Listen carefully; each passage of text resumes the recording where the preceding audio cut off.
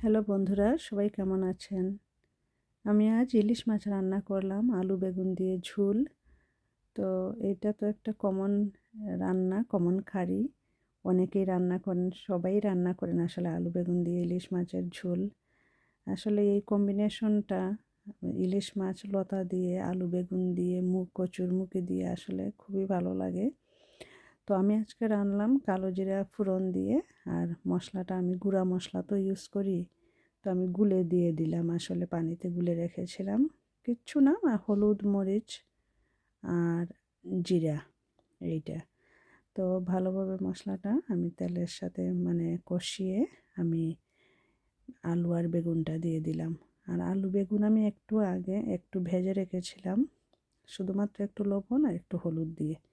তো এই তো কুইকলি হয়েও যায় আসলে। মাছটা ঝোলটা ফুটে ওঠার পর আমি মাছটা দিয়ে দিলাম। তো আজকে আমার রান্নাটা কেমন হলো সবাই জানাবেন। Thank you all for watching.